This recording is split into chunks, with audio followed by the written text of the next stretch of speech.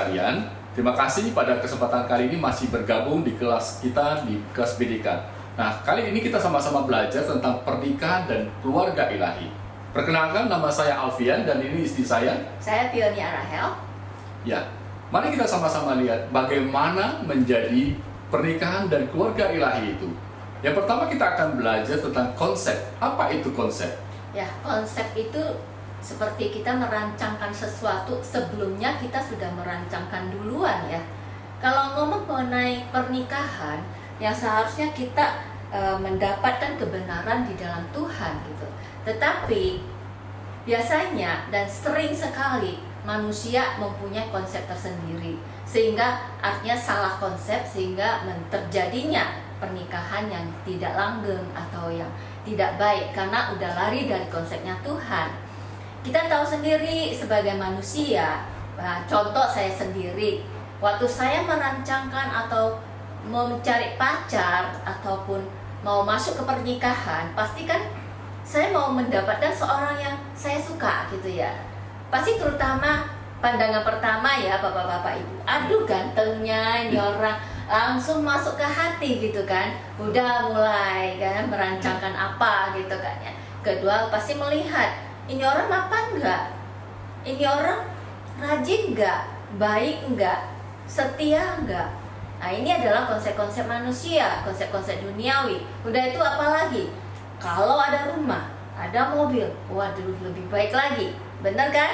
Nah, inilah namanya konsep duniawi. Tetapi seharusnya kembali lagi, apa sih konsepnya Tuhan untuk pernikahan? Nah, itu yang harus kita tahu. Dan kepada siapa kita menanya? Kalau bukan kepada Tuhan sendiri. Ya. Kalau bicara tentang konsep, itu berbicara juga tentang keputusan. Keputusan apa yang kita mesti buat di dalam membangun satu rumah tangga atau satu pernikahan itu. Nah, mari kita lihat apa yang Allah ajarkan tentang pernikahan. Yang Allah ajarkan tentang pernikahan yaitu bersatunya dua individu antara laki-laki dan perempuan menjadi satu daging. Ya. Arti dari satu daging itu adalah tidak bisa dipisahkan oleh apapun juga.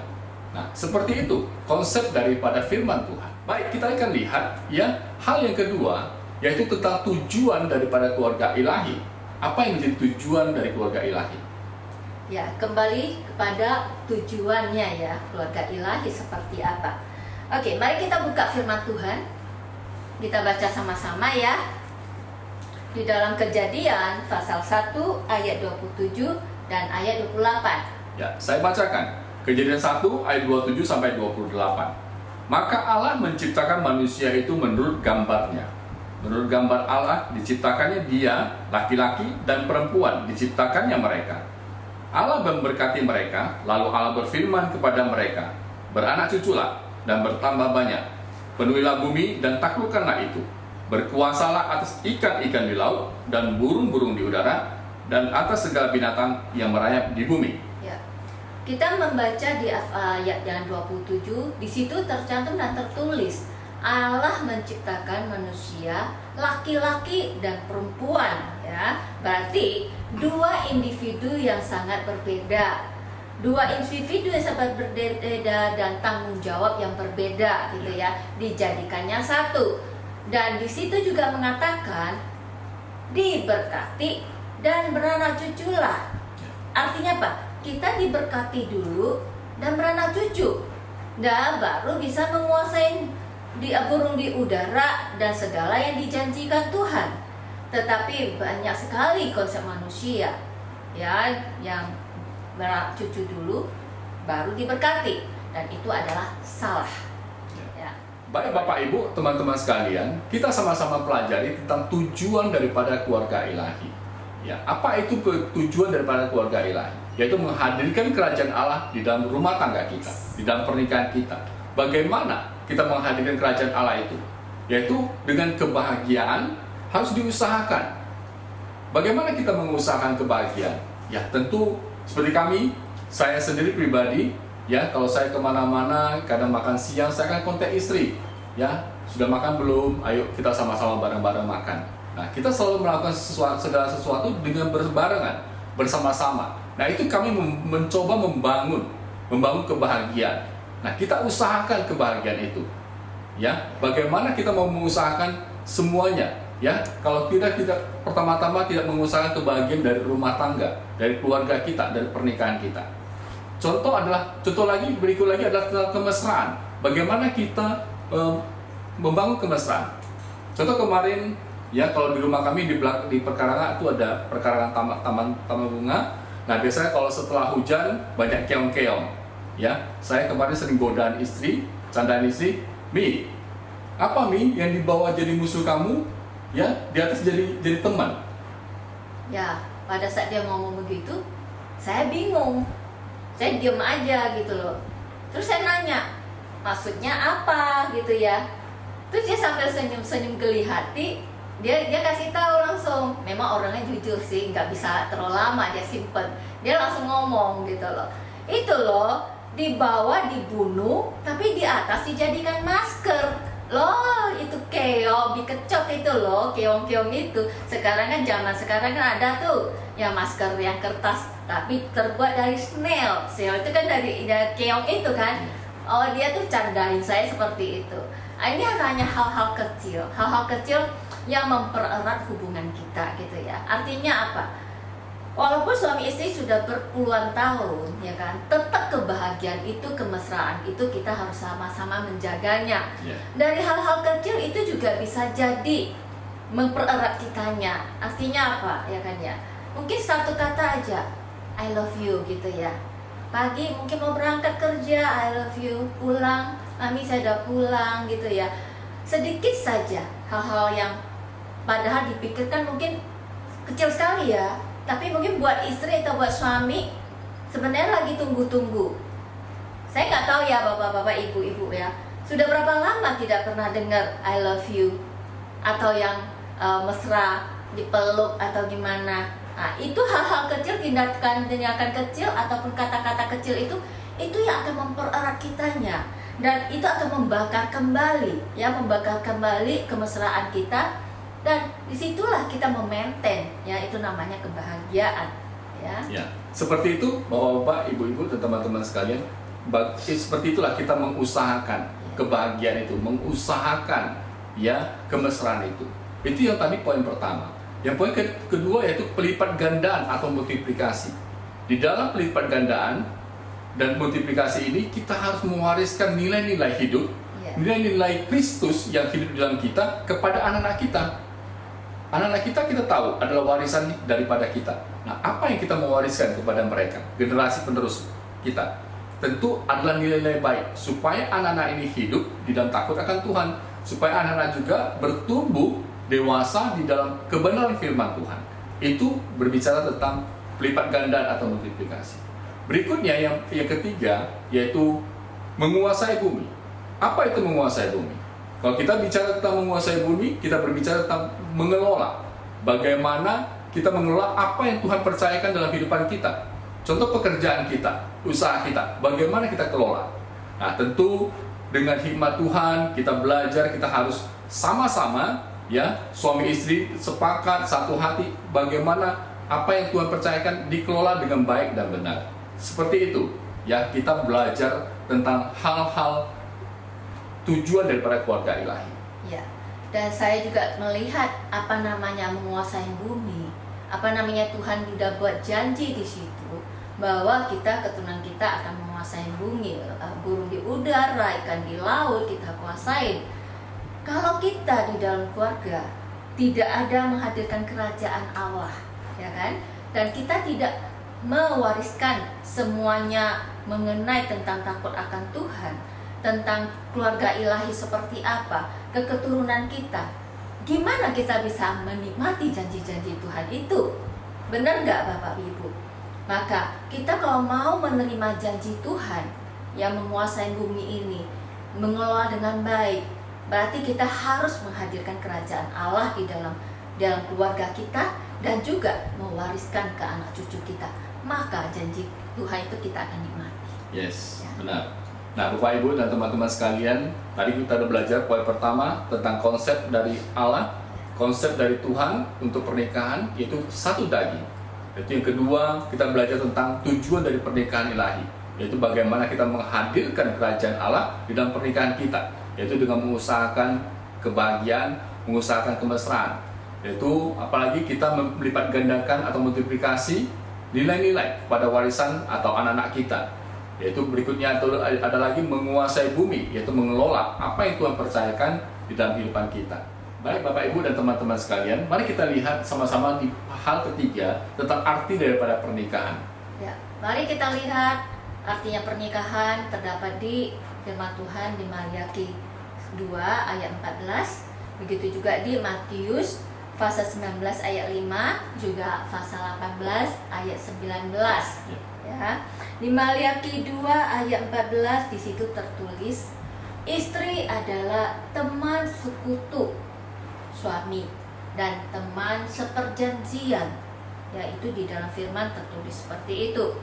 Begitu juga di Matius pasal 19 ayat 5 tertulis di situ, suami laki-laki tinggalkan ayahnya dan ibunya dan menjadi satu daging dengan istrinya. Ya, kita tahu di situ, oke, itu adalah dua individu yang menjadi satu yang masuk di dalam pernikahan. Dua menjadi satu. Pernikahan adalah perjanjian ilahi yang tidak boleh dibatalkan. Karena ini bukan kontrak. Kita tahu ya bapak-bapak, ibu-ibu, namanya kontrak seperti kita kerjasama sama satu perusahaan. Kalau perusahaan itu kita buat perjanjian 1 tahun, kadang setengah tahun atau gimana, mereka bisa loh melakukan pembatalan secara sepihak. Begitu juga dengan perjanjian kerja dengan karyawan. Contoh dengan karyawan saya, kita mungkin ada kerjasama kontrak 3 bulan atau setengah tahun atau 1 tahun. Tidak sampai 1 tahun dia bisa batalkan kontrak sendiri. Apakah kita bisa bilang tidak? Gak bisa. Tetap dia melakukan pembatalan kontrak. Tetapi perjanjian pernikahan itu tidak boleh dibatalkan. Ya, tidak boleh dibatalkan ya. Karena perjanjian itu adalah covenant. Kita tahu saat kita melakukan perjanjian, seperti apa perjanjiannya? Iya. Seperti apa? Masih ingat apa enggak? Saya mau sehidup semati, ya, baik susah maupun senang, baik sehat maupun sakit. Iya. Sampai maut memisahkan. Benar. Ini saat kita diberkati dan perjanjian kita. Maka perjanjian itu sudah dimeterai sama Tuhan, tidak boleh dibatalkan lagi. Ya, bukan konsep dunia, inilah konsep ilahi, ya kan, konsep di dalam Tuhan. Oke, pernikahan adalah kesatuan. Kesatuan apa? Pernikahan adalah kesatuan. Pertama adalah roh, ya. Kesatuan roh seperti apa? Kita harus dapat dari mana? Kesatuan roh. Apakah kita waktu married kita langsung kesatuan itu terjadi? Tidak seperti itu loh. Kami tidak mengalami. Waktu kita married, kita tidak mengalami otomatis namanya persatuan roh. Belum mengerti. Iya. Sampai kita ngerti bahwa kesatuan roh itu hanya bisa didapatkan siapa? Menghadirkan Tuhan di dalam pernikahan kita. Pada saat kita tahu, kita bersama, kita adakan mesbah, kita doa sepakat, kita memuji Tuhan bersama. Disitulah Tuhan bekerja dan roh kita disatukan. Kalau kesatuan roh terjadi itu seperti apa Bapak Ibu? Ini contoh kecil yang saya kasih. Kadang saya pikirkan hari ini pingin makan ayam penyet ya, atau mungkin makan yang lain gitulah. Ya, kita contoh simple ayam penyet deh. Nanti suami pada saat ajak makan, saya nanya, kita makan apa? Dan dia kesebutkan juga, yuk kita makan ayam penyet gitu loh. Jadi sepertinya jadi ada kontak batin gitu Bapak Ibu. Sangat baik waktu saat kita ada kesatuan roh, di situ sukacita juga ada, ya. Ini untuk kesatuan roh, ya, kita harus doa sepakat, kita harus ada mesbah bersama untuk roh kita disatukan. Kedua, kita perlu apa? Yaitu kesatuan jiwa. Jiwa berbahas mengenai perasaan, ya, perasaan kita. Jadi kita harus ada kesatuan jiwa itu. Jadi dengan apa roh kita, jiwa kita bisa satu? Terutama kita harus apa? Lewat komunikasi. Lewat komunikasi yang transparan. komunikasi yang tidak ada batasnya, yang ada keterbukaan. Jadi kalau misalnya kita bisa komunikasi dengan jelas dan juga komunikasi sampai deep ya, deep itu berarti namanya tuh kedalaman. Jadi bukan hanya basa-basi orang bilang, tetapi sampai ke heart to heart. Apa perasaan saya? Apa yang saya pikirkan, apa yang saya rasakan, kita harus dibahaskan, kita harus komunikasi supaya kita saling mengerti dan lebih mengerti lagi ya. Nah, kita tidak boleh membatasinya atau mungkin dikasih batas, ini boleh, itu nggak boleh, karena kita adalah satu, kita tidak ada namanya tertutupin lagi. Ketiga adalah kesatuan tubuh ya, kesatuan tubuh. Contoh tadi kita sudah membaca di Matius ya, yang tadi kita baca, suami laki-laki tinggalin kan orang tua dan menjadi satu daging sama istri, ya kan? Oke Bapak Ibu, coba saya tanya deh ya, berani nggak Bapak Ibu tidak berbusana berjalan keliling di depan orang tuanya? Dedi berani? Mana mungkin nih. Itu kan orang tuamu. Gak mungkin nih, Gak itu gak mungkin mungkin. ya. Tetapi di depan istri boleh ya. Oh, ya nih, karena kita Ya. udah satu dalam Tuhan Ya, ya. kita sudah disatukan Iya, daging, benar. ya kan? Waktu kita nikah, kita sudah dijadikan satu. Ya. Dan apa namanya kesatuan tubuh, yaitu seks ya. Kita tahu ya, kita sama-sama di sini kan yang sudah punya keluarga, yang sudah jadi suami istri, yaitu kesatuan seks. Kita tahu pada saat kita nikah, masuk pemberkatan nikah, kita diberi hadiah terindah. Yeah. Ya. Sebenarnya seks ini adalah hadiah Tuhan yang terbesar, yang terindah buat kita suami istri. Nah, Ya, buat suami istri loh, Bapak Ibu, bukan yang lain ya. Hanya untuk suami istri itu adalah hadiah terbesar yang dari Tuhan, yang untuk kita nikmati bersama Yeah. sama suami. Dan itu juga akan menjadikan kita satu tubuh. Nah, Kita tahu itu ya. Oke. Keempat adalah kita harus punya kesatuan visi di dalam keluarga. Contoh kami, visi kami apa gitu loh. Ya, keluarga pernikahan kita visinya apa? Kita visinya adalah melayani Tuhan. yes. Yeah. Melayani Tuhan, apakah kita harus hanya di gereja saja? Atau melayani orang-orang di luar? Tidak Bapak Ibu. Kita melayani Tuhan yang Tuhan mau pasti, terutama dari keluarga kita. Kita melayani keluarga kita, terutama melayani antara melayani suami melayani istri, dan kita sama-sama melayani anak. Itu adalah yang terutama melayani Tuhan. Dari keluarga lah kita melayani, dan kita seperti melayani Tuhan. Ya. Dan kelima terakhir yang saya mau sampaikan adalah mengenai kesatuan keuangan. Gimana kita mengelola berkat yang diberikan Tuhan kepada kita bersama, transparan. Contoh transparannya seperti apa? Contoh kalau misalnya suami mau kirim uang kasih orang tua, dia akan bicara sama saya, akan sampaikan dan kita bahas. Begitu juga sebaliknya. Kalau saya mungkin harus ada yang untuk ke orang tua, suami tahu. Jadi kita transparan. Tidak ada namanya uangmu, uangku, atau uangku gitu ya. Uangku, nggak ada. Dan juga tidak ada namanya uang siluman atau uang yang tanpa diketahui. Kita akan mengelolanya dengan bersama. Ya, ini yang kita harus lakukan di dalam pernikahan kita. Ya.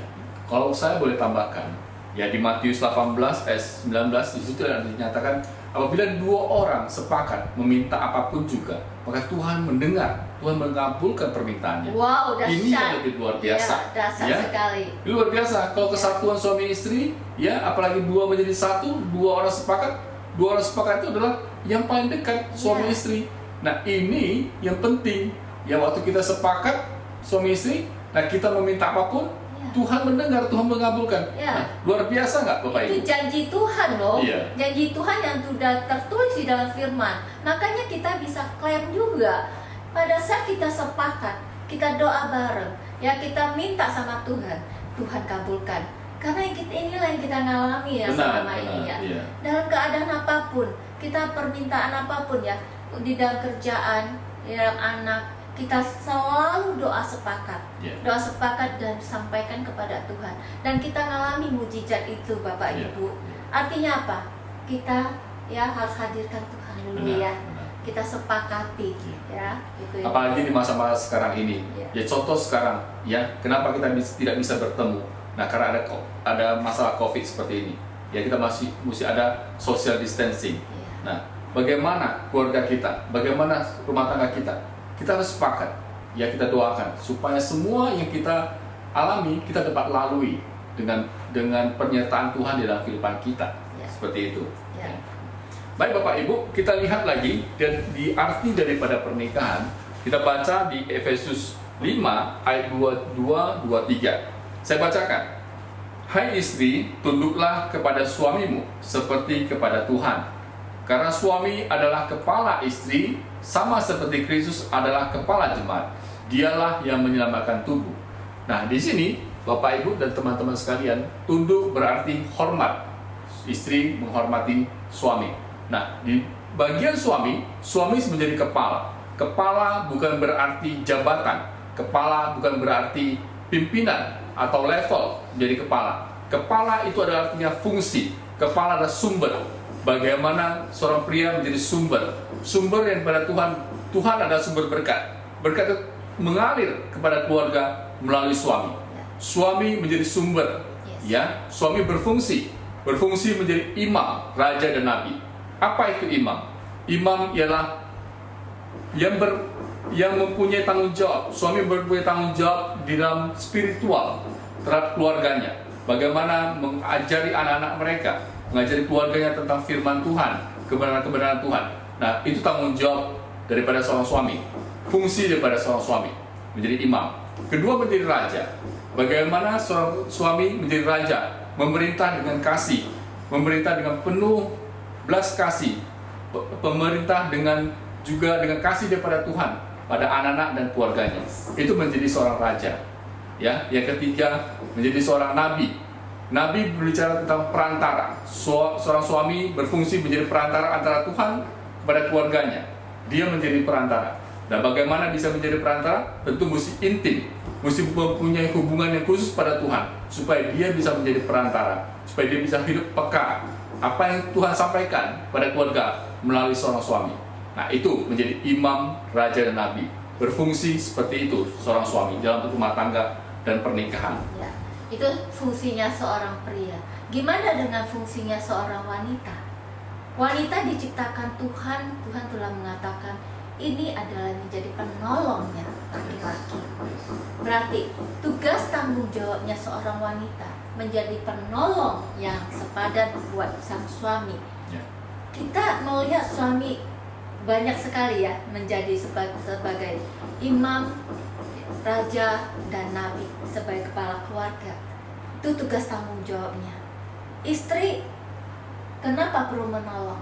Banyak sekali yang hal-hal kecil yang kita perlu menolong. Karena kenapa? Tuhan menciptakan kita masing-masing ada kelebihan dan kekurangan, ya. Tapi pada saat kita satu, maka itu adalah sempurna. Dan pada saat kita satu, kita sepakat, nah keluarga ilahi akan terjadi di dalam keluarga kita. Ya. Baik Bapak Ibu dan teman-teman sekalian, kalau kami boleh simpulkan dari pelajaran kita kali ini, ya, pernikahan dan keluarga ilahi.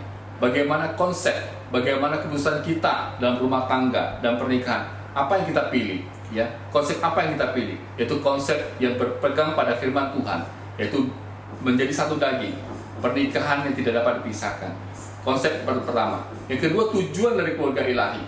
Tujuan apa dalam keluarga kita? Ya, keluarga ilahi itu, yaitu menghadirkan kerajaan Allah. Dan bagaimana kita mengusahakan kebahagiaan itu, bagaimana kita mengusahakan kemesraan itu. Dan kedua itu memultiplikasi atau pelipat gandaan.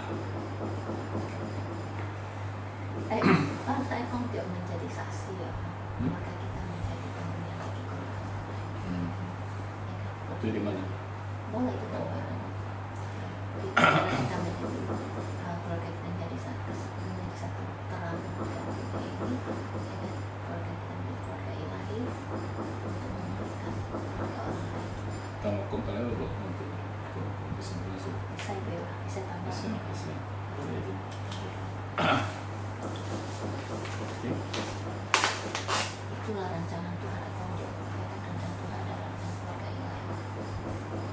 Baik Bapak Ibu dan teman-teman sekalian, kalau saya boleh simpulkan dari pelajaran kita kali ini, yaitu yang pertama tentang konsep.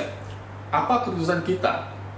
Konsep yang kita pilih bagi rumah tangga, bagi keluarga kita, ya, yaitu konsep daripada Tuhan. Dua menjadi satu atau satu daging. Kehidupan pernikahan yang tidak dapat dipisahkan oleh apapun juga. Yang kedua, tujuan daripada keluarga ilahi, yaitu bagaimana kita menghadirkan kerajaan Allah di dalam pernikahan dan keluarga kita. Yaitu bagaimana kita mengusahakan kebahagiaan, bagaimana kita mengusahakan kemesraan tadi, bagaimana kita juga melipat gandakan atau mewariskan nilai-nilai Kristus di dalam bagi anak-anak kita, agar mereka menjadi anak-anak yang takut akan Tuhan. Itu bagaimana kita menguasai bumi, yaitu mengelola apa yang Tuhan percayakan, baik pekerjaan maupun usaha yang Tuhan percayakan dalam kehidupan kita. Yang ketiga, yaitu arti daripada pernikahan, yaitu bagaimana perjanjian ilahi tadi, yang bahwa pernikahan itu adalah perjanjian bukan kontrak, yaitu pernikahan juga adalah kesatuan. Kesatuan dari apa? Kesatuan dari roh, jiwa, tubuh, visi, dan keuangan. Ya, dan begitu juga dengan peranan dan fungsi dari seorang suami maupun istri.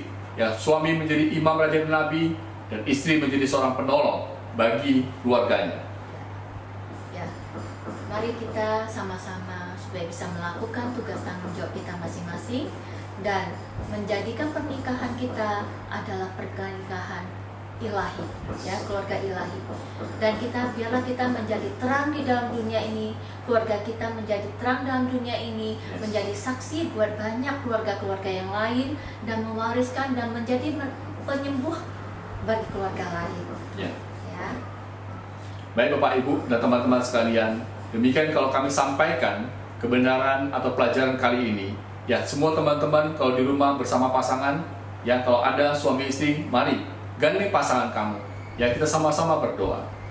Kami mengucap syukur dan berterima kasih Tuhan buat semua kebaikan-Mu. Kami percaya Tuhan kalau kami belajar tentang pernikahan dan keluarga ilahi pada kali ini, pada kesempatan ini Tuhan, Bapak biarlah kebenaran-Mu Tuhan menjadi nyata di dalam kehidupan pernikahan kami. Urapi dan berkati pernikahan kami Tuhan, agar menjadi pernikahan yang ilahi Tuhan, yang Kau pimpin dan Kau berkati, agar semuanya Tuhan menjadi alat kemuliaan bagi nama-Mu. Berkati suami istri Tuhan, pernikahan adalah perjanjian yang tidak dapat dibatalkan apapun juga, dan kami percaya Engkau yang mengikat kami, dua menjadi satu. Karena kami tahu Tuhan, ketika kami sepakat, kami meminta apapun juga, Engkau mendengarnya Tuhan, Engkau mengabulkannya Bapak. Bapak, Engkau yang terus memimpin kehidupan pernikahan-pernikahan yang ada, dan rumah tangga yang ada Tuhan, agar semuanya Tuhan Kau penuhi dengan keharmonisan, kemesraan, kebahagiaan daripada Engkau. Terima kasih Tuhan. Terima kasih Bapa buat waktu yang Kau beri. Biarlah Tuhan Engkau urapi dan berkati semua yang mendengar atau menonton video ini ya Bapa. Yes. Agar Tuhan Engkau yang memberi lebih lagi pengertian mengenai keluarga ilahi yang Kau rancangkan dari awal untuk satu pernikahan. Biarlah Tuhan kami semua ini menjadi satu terang di dalam dunia ini. Yes. Dan menjadi penyembuh bagi keluarga-keluarga yang lain. Yes. Untuk datang kepada Engkau, menghadirkan Engkau di dalam keluarga mereka. Terima kasih Bapa, terima kasih Tuhan. Kami serahkan sepenuhnya ke dalam tangan-Mu, hanya di dalam nama Yesus kami berdoa. Sama-sama kita katakan, Amin. Tuhan Yesus memberkati.